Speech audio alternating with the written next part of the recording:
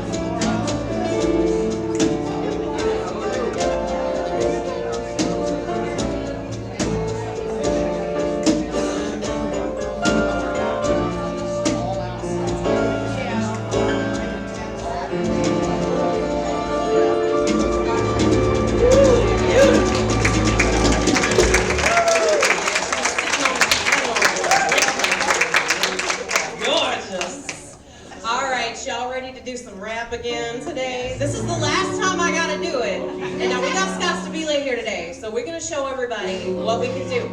We are clapping or snapping on 2 and 4 today. 2 and 4 today. Okay, so everybody stand up. 2, 4. You wanna stomp on 1 and 3, it would help. 2, 4. You got it? You with me? Everybody?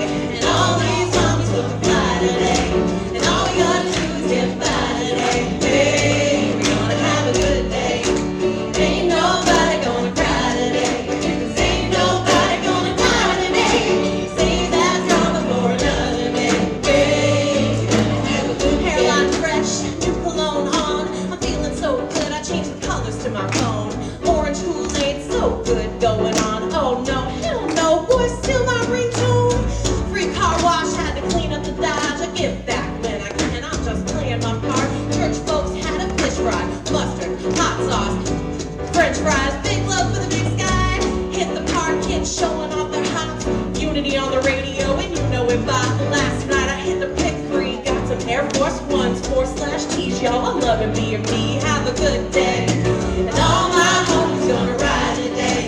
And all these mommies looking fly today. And all we gotta do is get by today. Hey, we're gonna have a good day. Ain't nobody gonna cry today. Ain't nobody gonna die today. Save that drama for another day. Hey, we're gonna have a good day. And I ain't fitting to worry about what nobody say. I'm still above ground, and that's the reason that I pray. I got my car cleaned up, and now I'm ready to play. I made a call out to the sticks, say I'm headed the way. I heard my cousin cooking out, I gotta give you a plate. I got this new outfit, ain't even out in the States. Got my stunner shades on, a grin on my face. And if I ain't speaking too soon, this is a blessed day. And I got this feeling sitting in the best place. And we don't care if you're straight, bi, gay, or ace. And my world is showing love, so I'm A-okay. So I'm saying that we're gonna have a good day. All my homies gonna ride today. And all these homies looking fly today. And all we gotta do is get by today. Hey, we're gonna have a good day. Ain't nobody gonna cry today. 'Cause ain't nobody gonna die today. Save that drama for another day. Hey, we're gonna have a good day. We might as well do exactly what the children say. Take the day off, hit the park, and just hang. Barbecue, throw a few, and put up your deuce. And if it's beef, put on the peace and call a truce. It's time to change our ways so we can save the day. For the children's sake and make a better place to play. You know it's all good, just live your truth like Buddha would. No need to do them dirty, have faith in the highest good. But do it real big, just like the D and Judy would. Enjoy your 24 and do your thing and rip your hood. The world is all yours, there's no need to grind. Forever renegade, the power's in your mind. Have a good day. And all my homies gonna ride today. And all these mommies gonna fly today. And all we gotta do is get by today. Hey, we're gonna have a good day. Ain't nobody gonna cry today. 'Cause ain't nobody gonna die today. Save that drama for another day. Hey, we're gonna have a good day. Come on again. Ain't nobody gonna cry today. 'Cause all these mommies looking fly today. 4, all we wanna do is get by today. Hey, come on, we're gonna have a good day. 2, ain't nobody gonna cry today. 2, ain't nobody gonna die today. Save that drama for another day. Hey, we're gonna have a good day. Nice! That's what we're talking about. You had the 2 and 4 going. It was beautiful. It was a gorgeous sight. Everyone's awake, and that's the last time you had to hear me do that. Yes! Woohoo! Yay for November. Right? Right? No more, oh, bless her dear heart. Right? Doesn't mean I'm not going to have to rap something else at some point. Sorry. This is what happens when you hand a millennial a microphone. Tupac. Good Lord. I mean, I'm fast, but I'm not that fast. Okay, so, welcome to Unity of Music City, a place of authentic transformation. That's what we do, that's who we are, and we're so glad you're here. If you'd like to become a member, there's a gigantic sign that says new member information. You can find a lot of information under the gigantic sign that says new member information.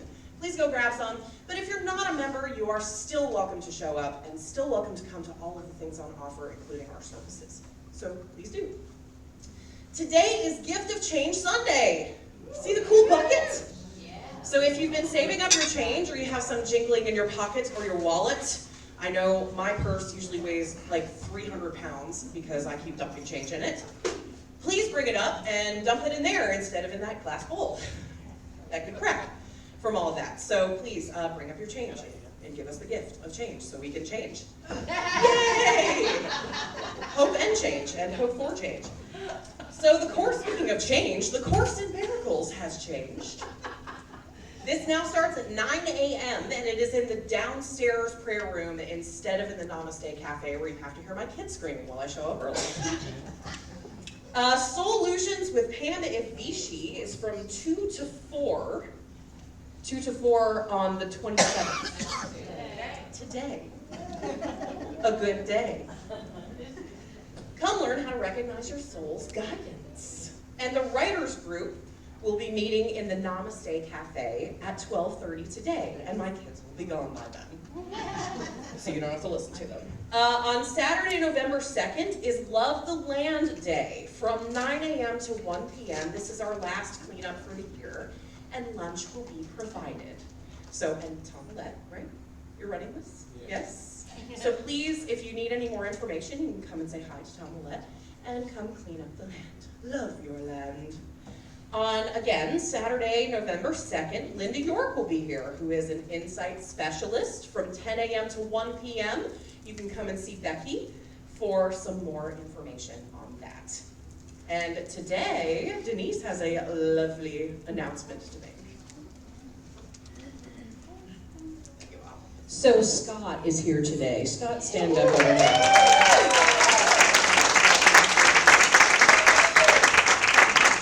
And what I will tell you is you are in for quite a treat. I have all of his books, this Big Love book and this Just Love book, and I have his audio tape in my car running when I'm doing a long trip because I like to hear him reading his book. It's wonderful. You know, what better way to understand about love and acceptance in a world where we don't necessarily always see that than from a man, and I don't want to tell all of his story because I don't know what he's going to do today, but that lost his parents and his brother when he was very young. And he still has created this love train, so to speak, all across the world and teaching people how to stay in that vibration of love. So I want you to, again, give him a big round of applause, and he will be speaking this morning, and he might want to say something to you right now. You want to say something? You want to say something to him at all? Say something sweet. Say something loving. How's that? Ta-da! Hello, everybody. Good morning. I'm going to be talking a lot very soon, I think, but I'll just wish you all a good morning. And you know what? I'm going to say something. I'm going to read something really quickly. I was going to do this in my talk, but I'll do it now. This is short writing by a writer named Clarissa Pinkola Estes, and this poem is called A Prayer. Refuse to fall down. If you cannot refuse to fall down, refuse to stay down. Mm-hmm. If you cannot refuse to stay down, lift your heart toward heaven, and like a hungry beggar, ask that it be filled. You may be pushed down, you may be kept from rising, but no one can keep you from lifting your heart toward heaven, only you.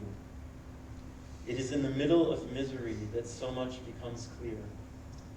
The one who says nothing good came of this is not yet listening.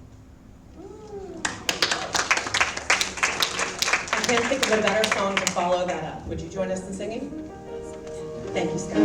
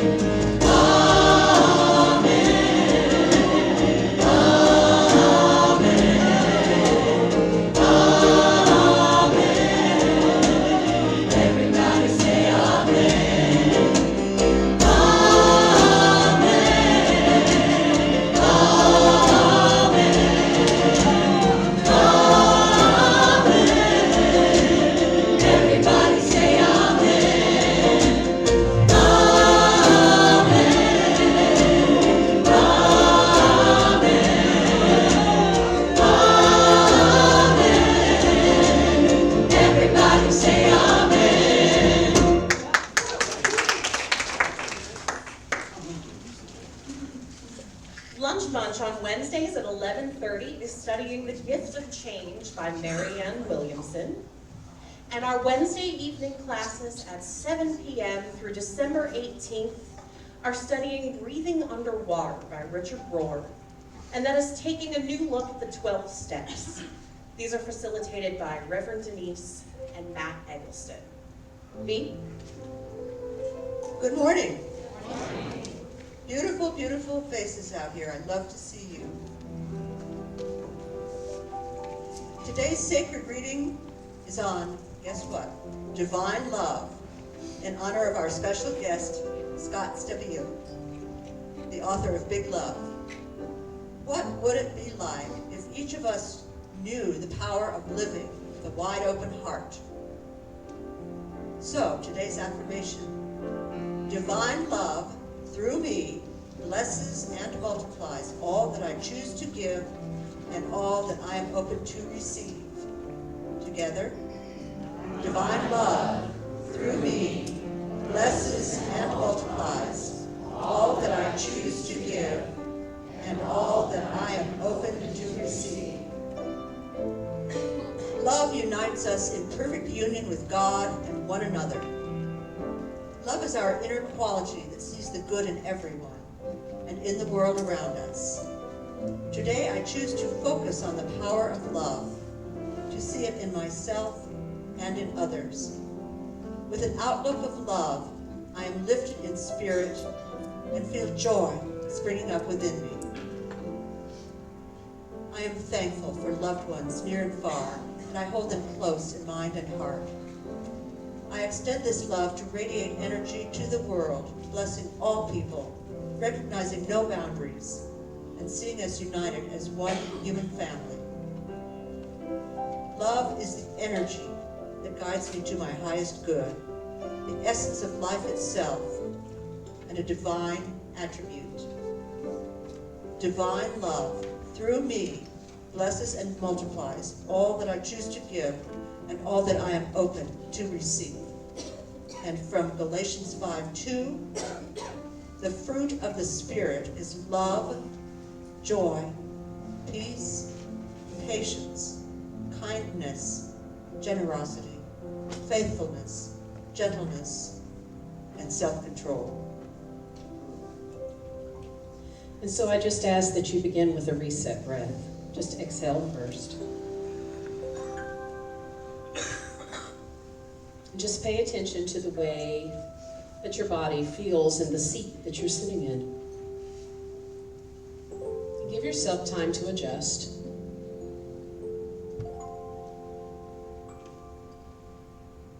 And then just do one more exhale.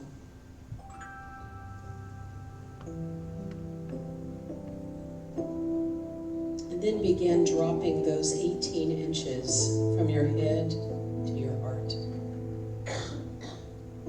That place of divine love. Divine love through me. So just allow your heart to expand.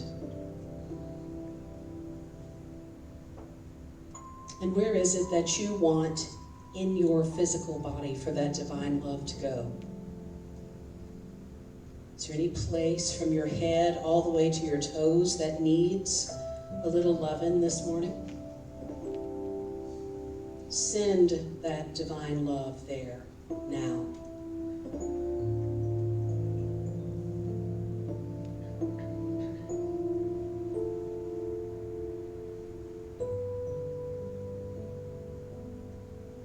Divine love through me blesses.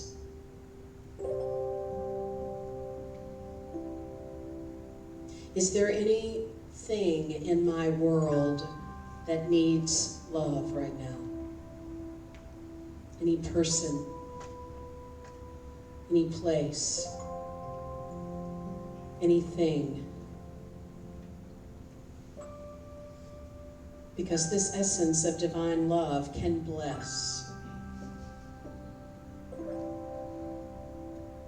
And so just allow yourself to send that energy of divine love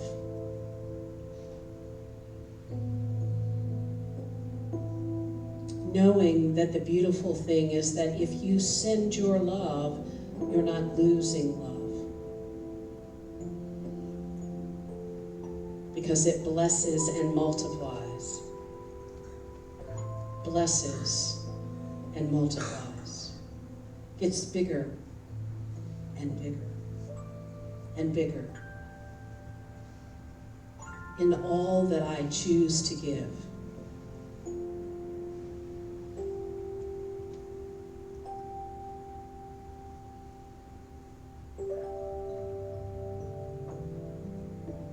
And then allow yourself to come back to your heart space.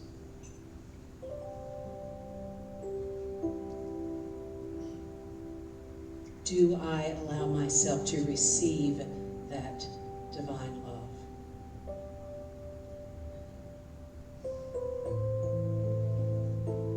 It blesses and multiplies in all that I am open to receive.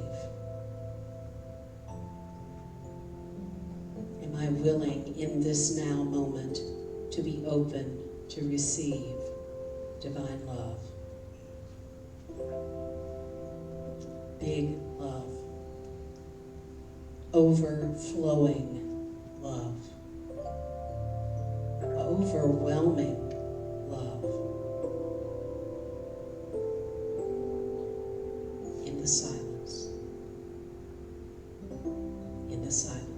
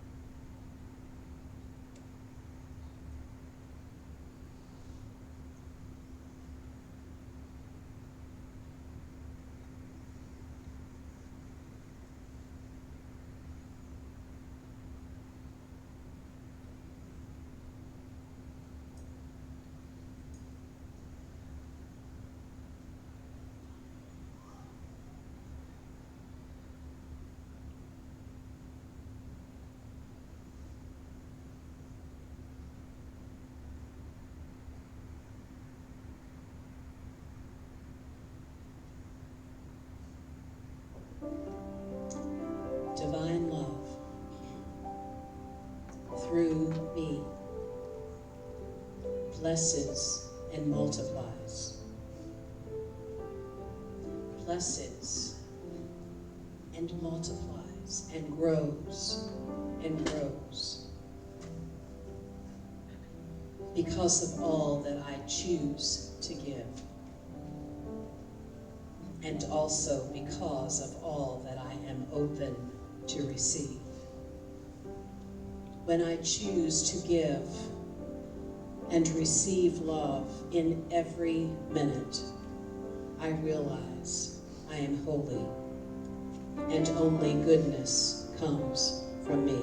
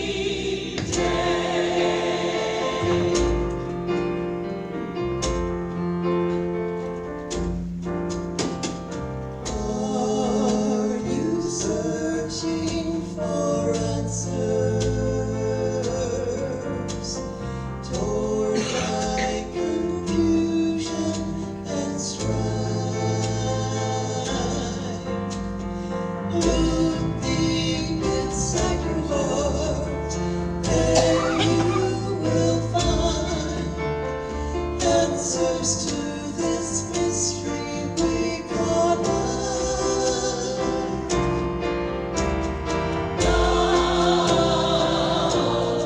Love is the answer. Love will find a way.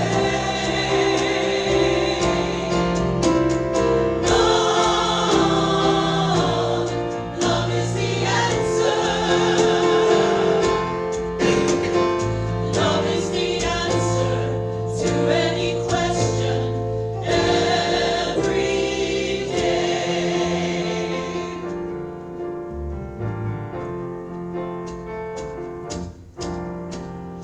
When you long for understanding, when you're not sure what is true, turn to the one thing that never fades. Ask yourself, what would love do?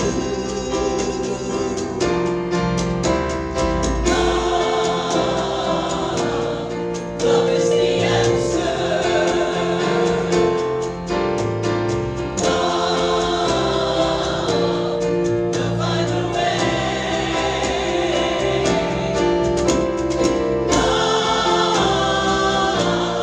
Love is the answer.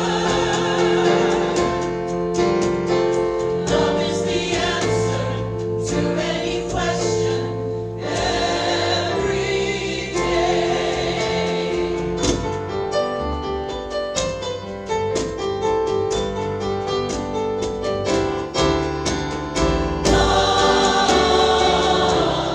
Love is the answer. Love will find a way.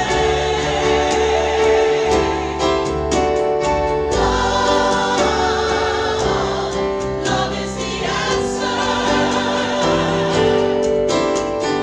Love is the answer to any question every day. Love is the answer to any question every day.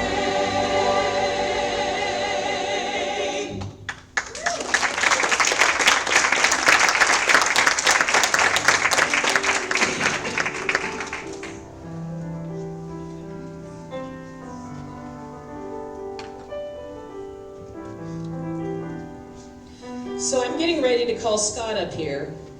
I'm going to play with you for just a moment. Right here in front of everybody. He asked me, would it be okay if I pull a stool up and sit on that? I didn't even say we start the service with a rap song, so just about anything you want to do is okay. Scott Stabile.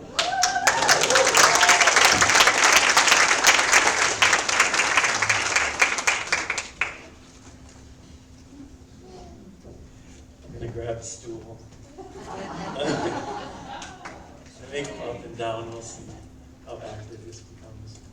Good morning, everybody. Good morning.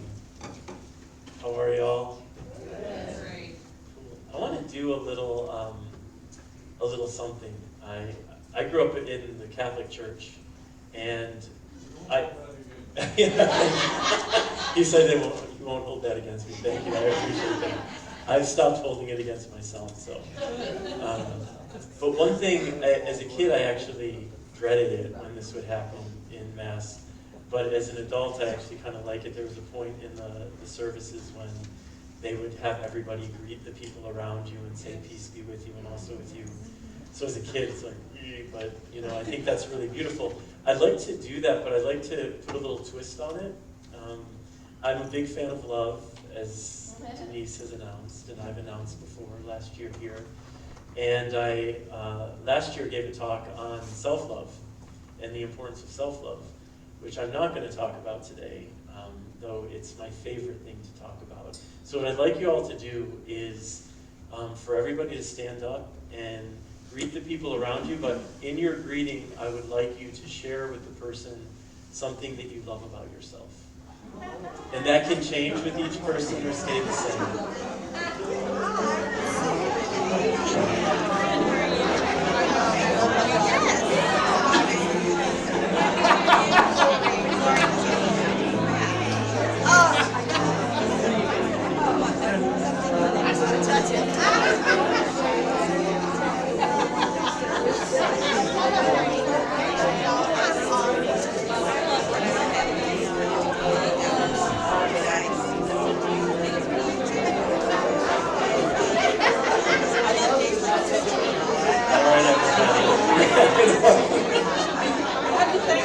And I'm so far.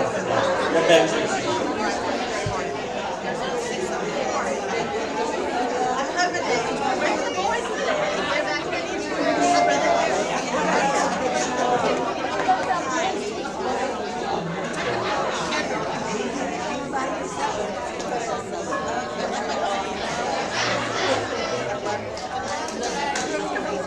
So I'm curious with y'all. By a show of hands, was this difficult for any of you? Some. By a show of hands, who was this really easy for? Okay, great. That's great. For me, this should be easy, right? We're conditioned in this country and world to stay silent about our gifts. That if we're present in love of self and present in what we have to offer, that we're cocky, we're not being humble, it's not okay. And for me, that's nonsense. You know, I get so excited when people are willing to stand in their truth and share their gifts with the world as an acknowledgement, because when we're connecting to our gifts, when we're connecting to love of self, we're automatically connecting to God and to Spirit and to the divinity that lives within us. And why wouldn't we want to announce that? You know? So thank you for participating in that. Today when Denise told me the theme for the month was transformation, and the wizard is us, the wizard is us. Yeah, when I read those words, I mean, what came to me initially was like, the wizard is love. And then I thought, well, no, the wizard is God and Spirit, and the magic is love that we cast. And, you know, I was just recently at a conference, a Course in Miracles conference in Boone, North Carolina.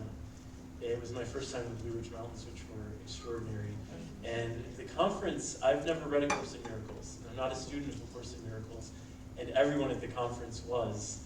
And the woman who hosted the event invited me to be one of the speakers because she attended one of my workshops. And she's like, it's okay. You're about love and forgiveness, and that's all that this is about anyway. And there were many different speakers from A Course in Miracles, another book called A Course in Love, and another book called The Way of Mastery.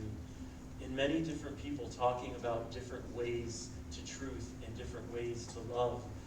And for me, it was just a reminder, yet again, that the truth is love, and love is truth, and that there is no one path to God, to Spirit. There's no one path by which we can find ourselves and get in connection with ourselves. But when you're in connection, you are in love. And that's how you know you've gotten there. Right? So I want to talk today a little bit about empathy and forgiveness within the context of transformation and how it's played a really transformative part of my life. So I grew up in the Detroit area, and my parents owned a store. They owned a market in Detroit. It was called Mary's Market. And my mom's name was Camille. Camille, yeah, right. Well, Camille Stabile. And the way I learned that this was funny was that I was in shopping with my mom in some store when I was a little kid and got separated from her. And a security guard found me and brought me to the counter, and the woman was like, paging Camille Stabile, paging Camille Stabile, and then she started giggling as she was pronouncing the names, and I realized that my mom's name was funny. But anyway, at the market, it was called Mary's Market, they bought it with that name, and everybody called my mom Mary, and she just answered to it. Why not? So the market was in an area of Detroit that could be particularly unsafe And I worked there a lot over the summers as a young boy and on weekends. Granted, I was working the register, it was behind a wall of bulletproof glass. And I was like, as a 10-year-old boy, working the lottery machine behind a wall of bulletproof glass, which might give you some insights to my parents' parenting skills at that time. But I never felt unsafe there, at all in any way. And I actually thought I was like the stuff working this lottery machine. So when I was 14 years old, I was staying for the weekend with my sister Rose and her husband Joe and my nephew Joey. And it was on a Monday after the weekend. I was off school for whatever reason. This was mid-September. And my sister got a call from my brother, and he said that my parents' car was parked outside the market, and the gates were down, and it was well after the time that the market should be open. So something was not right. And my sister and I felt immediately that something's really wrong. So I'm trying, I'm 14, I'm trying to hold on to hope that this is just an unusual circumstance and not that my parents are dead, which is what I was feeling inside. So my sister and I got into her car, a brown Chevy Chevette. It's funny the details you remember in moments like this. And we drove to my brother-in-law's restaurant. And he owned a restaurant called the Ham Palace. It was a deli. And my other sister, Kim, worked for him. So Kim and Joe were at the restaurant. Rose and I arrived there. Joe closed the restaurant, and we were just waiting to hear word from my brother Jimmy, who was going to go down to Detroit and find out what was going on. So I was in the bathroom, and I was coming out of the bathroom, and I saw my brother Jimmy walk into the restaurant, and I saw him from across the restaurant just approach my sisters. And I didn't hear what he said, but my sisters just started to scream and cry and fall into each other. And I knew my parents were gone. The police report, I just crept back into the bathroom in that moment and just slouched by the urinal and cried and not even tried to process it, just cried and understood that I no longer had parents. Couldn't begin to understand what that would mean, though. The police report said that my parents walked in to their store, and their employee, T, who was a really lovely man, like the heart of the store, would always make me grilled bacon and egg sandwiches whenever I was there, that he had been in a fight with another man who was a regular at the store, and this man had stabbed T. So my parents walked in on this scene, and my father went to call 911 to report what he was seeing, and the man pulled out a gun and killed both of my parents. So T died as well from the stabbing. Yeah, it's super heavy. I created a really big secret around this experience in my life as a 14-year-old. I transferred schools, moved in with my sister Rose, and felt like a freak, honestly, for being an orphan and for being orphaned in such a horrific way. And it wasn't something I ever wanted to share with people because they couldn't process it, and I felt overwhelmed by their overwhelm and by their pity. So I created a really big secret around it at the new school, and would tell close friends when they would come over because they would eventually ask, why are you living with your sister? But other than that, really kept it close-chested. Now at this time, I wasn't in any way thinking about forgiveness of the man who killed my parents. It wasn't even remotely something I was thinking about. When I would think about this man, it was with hatred, and it was with rage, and it was with wanting him dead. And he went to prison and is still in prison for his life. But it was really, really rageful, hateful thoughts. And it wasn't that I was thinking about him all the time, but I was thinking about him often enough. Now, in my 20s, I moved to San Francisco after college and got a job at this New Age gift store on Haight Street called Planet Weaver's Treasure Store, if that gives you any indication how New Age it was. And it really was. The Haight-Ashbury district at that time wasn't as cool as, it wasn't Janis Joplin and the Dead hanging around. It was really gritty and grungy, and you couldn't make it a block without being offered drugs to buy of some sort. And then you would walk into Planet Weavers, and it was this haven off of Haight Street. It smelled like Nag Champa, and someone's drumming in the corner, and world music is playing, and someone's in the hanging chair swinging, and it's like this beautiful, beautiful space. I got a job there, and they had a really wonderful book section, and it was an incredible New Age metaphysical book section, and this for me was completely new. I had never heard of the word enlightenment at this point, and I didn't realize that people were actually had love and peace as a goal in life rather than money and career and status. You know, I'm coming from a college where there were 10 of us living in my house my senior year, and only 2 of us did not become a doctor or a lawyer. You know, so going into this environment in San Francisco, being around people who are so open-hearted and so just about love and being good humans and reading these books, and I started to understand that love is what matters. Like, I was really connecting with the vibe at Planet Weavers, and I'm like, this makes sense to me. This I get. If I can use love as my guiding force in my life, I'm going to be okay. You know, and at that time, this is in my early 20s, I started to recognize, become more aware of myself, become more conscious of myself, of my thoughts, of my actions, how they were affecting who I was and how I was feeling. And I started to pay attention when I would think about this man who had murdered my parents. And the same hateful, angry, vengeful thoughts were surfacing. But I was bringing more consciousness to those thoughts, and I understood this is not how I want to be living my life. These thoughts are hurting me physically. They were hurtful in my chest, in my heart, in my stomach. They were hurting me emotionally. And so I understood that I needed to forgive this man. That love, for me, mandates forgiveness without exception. And I didn't know how I was going to get there, but I knew I wanted to get there because I wanted to free myself of this feeling. So what I started to do is I started to empathize with this man. I started to imagine what his life experience might have been like at the time that he took my parents' life. Now, I could confidently say that he was poor. This market was in a very poor neighborhood of Detroit, and the customers who came there typically didn't have much money. So I felt like I could say that he was struggling financially. But I felt like I could also confidently state was that this is a man who feels incredibly lost, angry, confused, unseen, unloved. Because to me, in my heart, it could only make sense that a human being who is feeling some part of all of those things could make the choice to take another person's life. And when I started to recognize those things that I imagined he was feeling, I understood that I feel all of those things. I feel at times unlost and unseen and unloved and confused and so angry.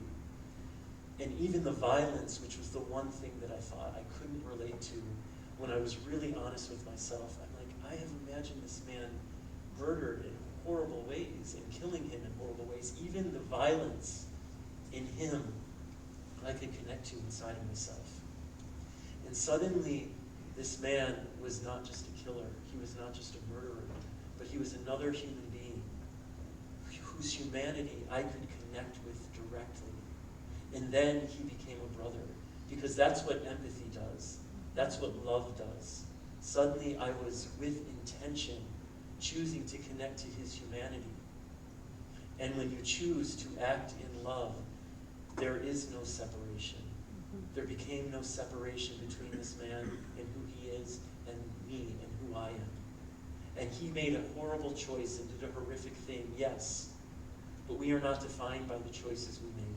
It doesn't make him any less worthy of love and compassion and forgiveness than I am. And suddenly what I recognized is that whenever I would think about him, because I had done the work of empathy, that I was thinking about him with an abundance of love in my heart. And then I noticed that when I would think about him, it was with forgiveness. I had forgiven this man completely.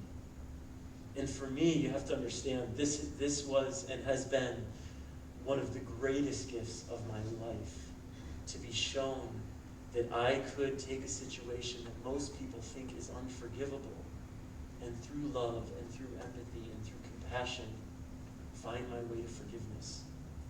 And the gift of forgiveness, of course, is freedom. The gift of love is freedom.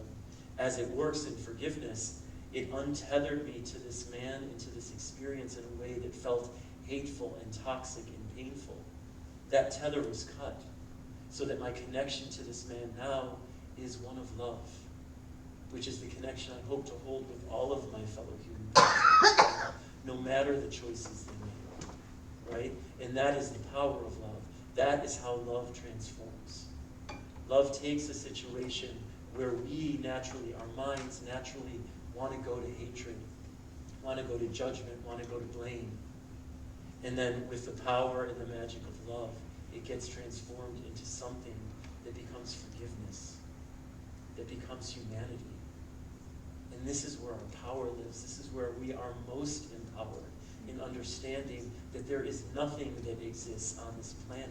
There's no human being that exists on this planet that we cannot love if we choose to. And now people in my life still say to me, I would never forgive that. I would never.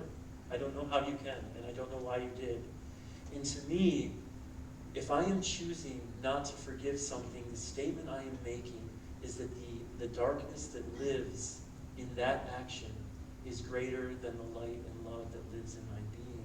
And how could that be possible? Is there any darkness on this planet that is greater than the light and love that lives in your heart? No. Which to me means there is nothing that is unforgivable. It is simply about choosing forgiveness. And choosing forgiveness, by the way, doesn't mean you just automatically forgive. Not in my experience. Forgiveness is one of love's hardest mandates, especially if you feel you've really been wronged. And I'll tell you what, forgiving my father was a longer, harder journey for me than it was forgiving the man who killed them. Forgiving my father for putting my mother in that situation, along with a whole host of other things in my dynamic with my dad, because that to me feels more personal, right? The personal things hurt in a deeper way. But even those things, if we remember to call on empathy, which I see every single time is the pathway to forgiveness. And if we are committed to love and committed to what love asks of us, to what Spirit asks of us, what God asks of us, to be forgiving, no matter what, if that commitment is there, we find our way there. I believe that. I believe that the commitment is the starting point. It's the same for self-love. If you struggle to love yourself, but you commit to finding a way to love yourself, I promise you, you will be shown the way to love of yourself and others. Now, there was another great gift that came from this experience, another great gift of love, which is our minds want us to look upon the pain and the trauma, the hardships in our life, through a singular, narrow lens that was just painful. That was no good. That didn't serve me. I was only a victim to that. That's how our minds function. That's how our egos function. That's the direction it takes and wants us to take. But love invites us to be more expansive in the way we look at our lives and the way we look at our past experiences. And I look at losing my parents to murder. It's not something that I reflect on with gratitude. And I absolutely see the many gifts that have come from having endured that experience in my life. The one is the one I mentioned, being shown my capacity for forgiveness has been one of my greatest gifts that would never have happened in that way had I not had to forgive the man who killed my parents. The connection that I feel with my siblings. I'm the youngest of 7, 6 living. The bond that was created between us and the love and connection that we feel for one another, I feel would not be the same had we not all gone through that experience together. And I cherish the connection that I have with my siblings. The strength and resilience that I was shown about myself. If you consider anything in your life, any of the most painful things that you have experienced in your life, at the very least, what you have been shown is your strength and your resilience to overcome it, and to be sitting here today with a commitment to be present and loving in a community of other people who are present and loving. That is take for granted. That is big stuff. And for me, when I'm operating in self-love, I am rooting myself in energy and an understanding and a willingness to broaden, to expand my perspective on my entire life so that I'm able to look at it in ways that support me today.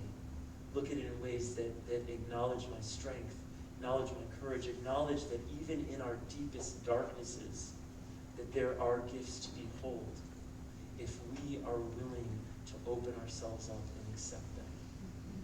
There are gifts everywhere. And that, for me, is how love transforms. Love takes everything and turns it into something more beautiful. Love takes hatred and turns it into something like forgiveness or compassion. Love takes self-loathing and turns it into self-love and self-compassion.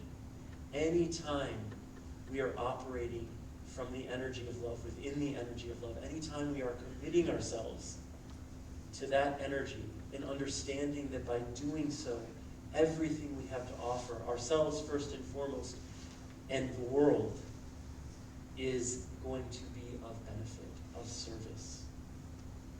And that's some big, beautiful stuff to behold.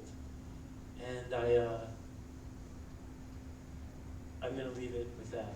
You know, I salute you all for being here. For me, the fact that you are showing up on Sundays for yourselves, for this community, that is love in action. That is self-love in action. That is you acknowledging that you matter enough to yourself to make time for yourself, to give yourself the gift of what happens here at this beautiful church. And that's nothing to take for granted. You know, so I'm trying to think if, wait 1 second. I want to make sure I'm covered. That's mine. It's in the back pocket. So if there's any last thing I wanted to share. Oh, there is. I'm so glad I looked at this. I would like us to do something, and so what you're going to need to do is you're going to need to stand up if you're able, and you're going to need to place yourself in a way, because you're going to need to do this with your arms, so don't smack anyone in the face. That's the important part, no injuries.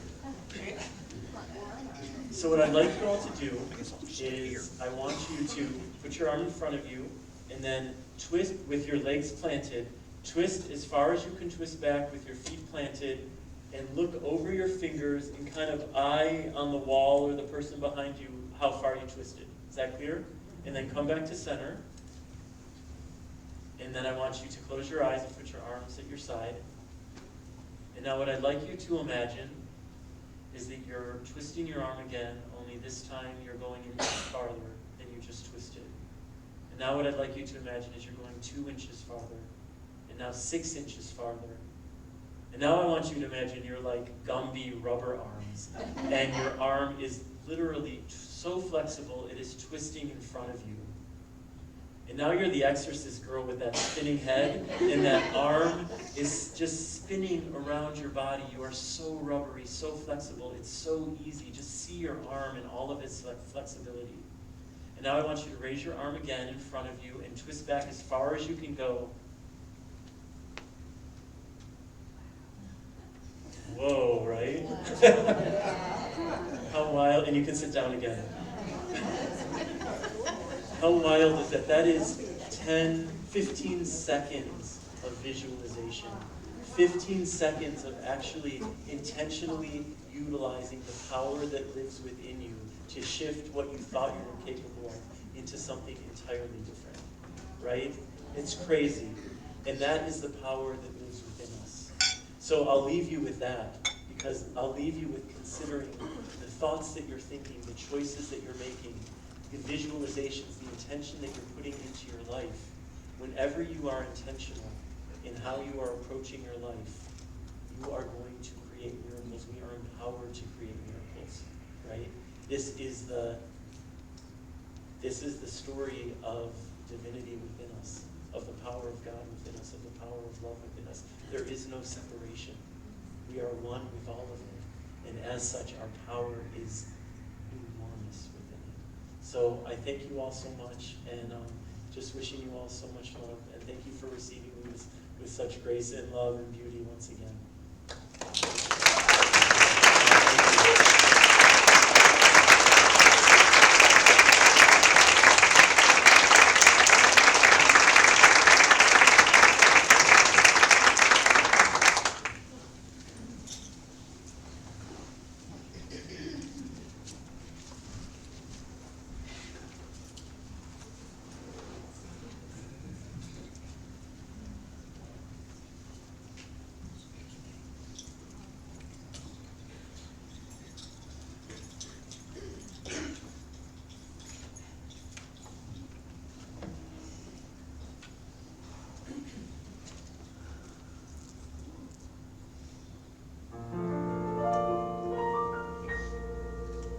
Your love is lifting me higher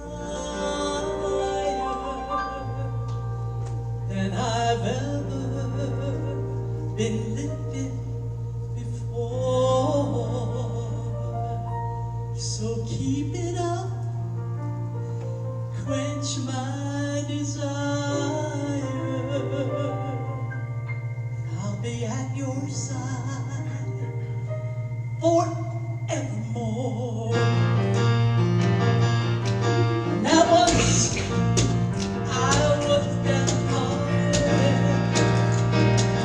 disappointment was my closest friend. But you came and it departed, and it never showed its face again. Because your love has lifted me higher. Love has lifted me than I've ever been lifted before. Keep it up. Your love has lifted my desire. Love has lifted me. I'll be at your side forevermore. I'm so glad.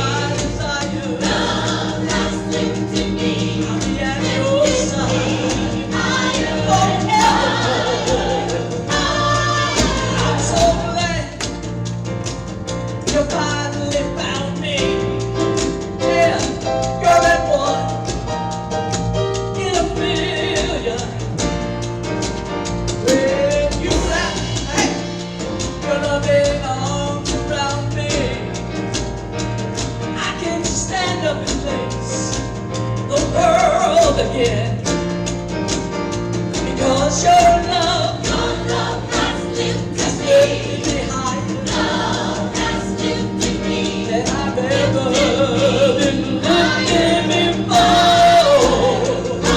So keep it up. Your love has lifted quench my desire. Love has lifted me. I'll be at your side forevermore.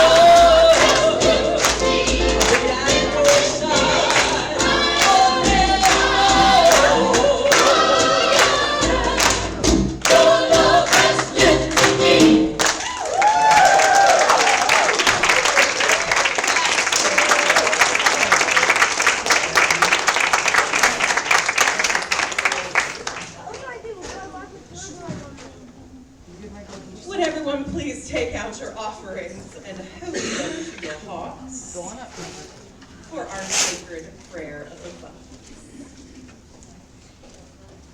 I live in the midst of infinite abundance.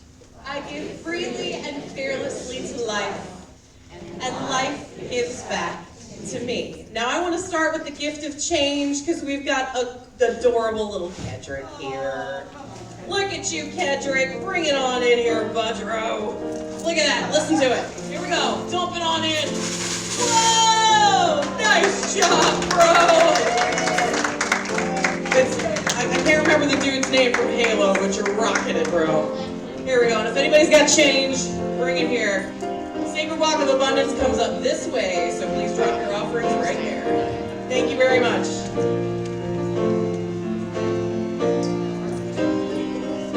I started to go up white like this.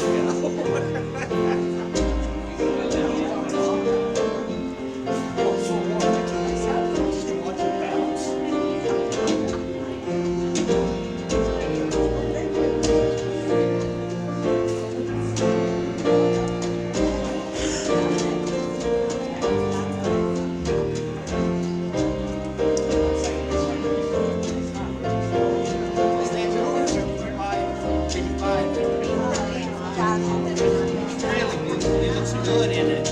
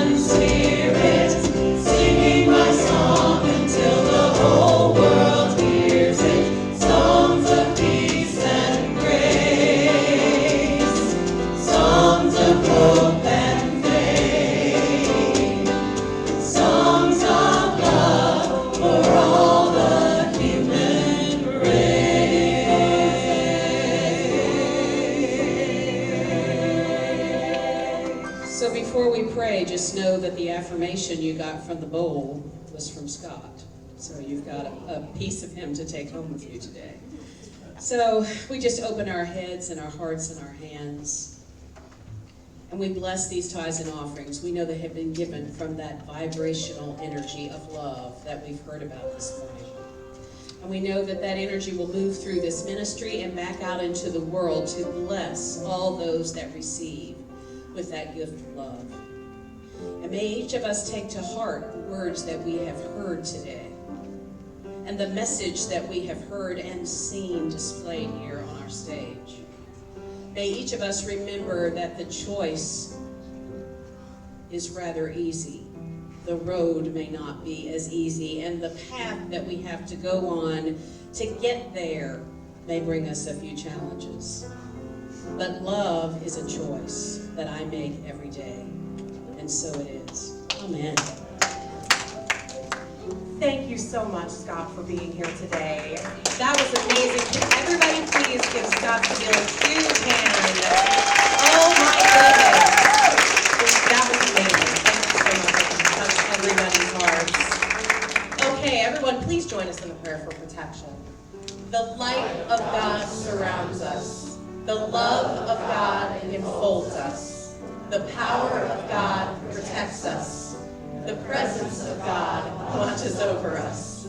Wherever we are, God is, and all is well. Apparently my son is joining us today. Sing Love Train with us, will you?